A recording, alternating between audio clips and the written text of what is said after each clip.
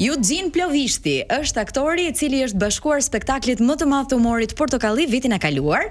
Ai ka kryer studimet në Universitetin e Arteve që prej vitit 2018 është marrë me aktivitete konkrete në teatr dhe film. Gjatë sezonit të shkuar ai ka sjell disa role si imitimin e Adi Krastës, Chimpekës, rolin e gjyshes e të tjerë, ndërsa këtë sezon ai ka spikatur veçanërisht në imitimin e banorit të Big Brother VIP 4, Vserlo, të cilin ai e quan në Vërsëlloja dhe është bërë viral gjithandej. Ne kemi qeshur pafund. Mirëmëngjes Eugene, mirë se ke ardhur. Mirëmëngjes, mirë se u gjeta. Sot ke ardhur si vetvetja. Jo si në Vërsëlloja, apo jo. Se në Vërsëlloja nuk vetë gjykon, jo vetëm në Big Brother. Po a mund ta sqarojmë si emër se shumë e shqiptojnë në Vërsëllonja, Vërsëllonja. Në Vërsëlloja ka qenë impakti. Në Vërsëlloja ka qenë impakti im I parë çat tingulli kam lëshuar unë kur e kam parë për herë të parë në ekran, se nuk e kisha njohur më përpara, vetëm ditën që bëri hyrje në Big Brother, edhe kur e prezantuan si Vserlo, unë thash me veten time po xha Vserlo që nga në Vërsëlloja. Edhe ngeli. Edhe më ngeli ashtu si impakt. Publikova videon e imitimit në fillim, para se të dilte edhe puntata e Portokallis, edhe pastaj emri sigurisht edhe evoloi, ca I thon Vërsëlloja, ca Vërsëllonja.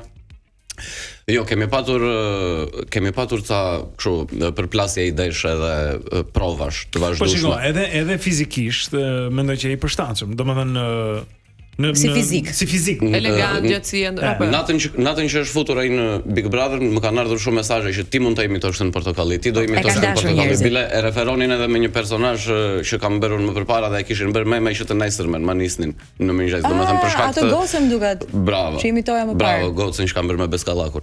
Edhe Bjondja zgjuar. Bjondja, po. Edhe sikur ju referuar njerëzit, se un kam qenë për të imituar Loredanën.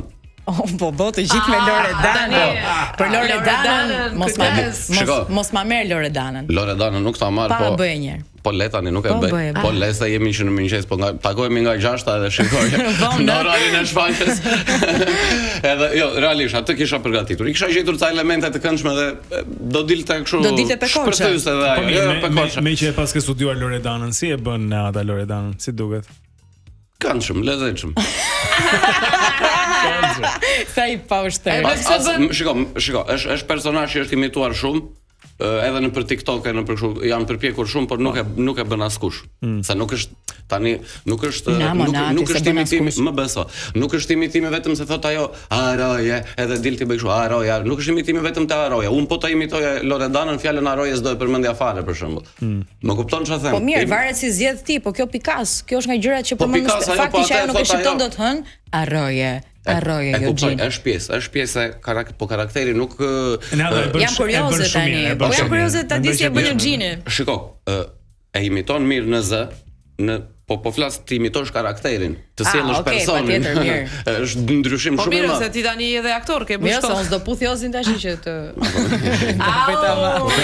Po deshe, po se fut dot. Megjithëse te në Vërsëlloja e bër të mërsisht viral. Po të japësh komentet, ka njerëz, shumica thonë që e bën më mirë se ai vetë. E kupton? E prisje? Këtë lloj reagimi dhe këtë lloj viraliteti? Këtë lloj reagimi jo, po që do ishte personazh shpërthys nga ana ime, po e prisim se e kemi bërë si bisedë edhe me regjisorin se këtu doja të dilja kur po thoshim kur ndam përfundimisht që do imitoj, më tha mua mbaj këtë, tha. Se është ekspresiv, është jam I bindur thashë ke materiale dhe do kesh çfarë të nxjerrësh, çfarë të bësh. Edhe rezultoi goxha I suksesshëm, po. Ja ku është edhe momenti kur ti hyn në shi. Shojmë pamje ndërkohë. Stormi në vesh nuk di. Ajo për dredhja një herë. Po në vesh çka ke në vesh më? Në vesh kam varur një kanaçe Storm. Hajde. Aty e merr energjinë domethënë. Në fatmirësisht e ka pirë. Reklam më të mirë se ç'i kanë bërë Stormi thonë me atë vethin që s'ka mbetur njëri pa e diskutuar. Po shkon në obor tani. Po dhe I kalimi nga divani, që është komplet rebel. Sa shefmi. Ai s'po shef fare ndërkohë. Sa shefmi. Eugene, do të pyes. Aldo, më ke shkruar si dielli borën. Më ke shkruar si dielli borën. O një çip me mushton, një çip me mjalt. Dytë në Portokalli. Sezoni 2. Sezoni 2 që ti je pjesë e Portokallisë, ne të kemi parë siç Nada e përmendi me personazhe ndryshme që I ke sjell atje. Po do të pyesja, sa e vështirë apo e lehtë ndoshta ka qenë që të përshtatesh me trupën e Portokallisë, bëhesh pjesë e kësaj familjeje humori? Jam shkrir si dielli borën të Portokallia. Jo, kam një pritje jashtëzakonshme. Unë kam pasur ato sikletet e mia në fillim se ambienti i ri, ku dosh të shkosh, e ke një farë. Po më mirë pritën shumë të gjithë filluan, domethënë, po përveç numrit bazë që kisha Tyson gjyshja, të gjithë çunat filluan të më merrnin në rolet e tyre, familja Astari, Kapo, me Gazin që bëm Chimpekën, te doktori. Domethënë që javë pas javë isha te dikush më vete, më mirë pritën si thua më hapën dyert. Edhe aq duhet në një ambient të ri, të duan vendasit edhe pastaj ti normalisht që do ndihesh mirë, pa. I rikthemi në çik eksperiencës së Big Brother edhe pamjeve që pam, si ishte aty brenda?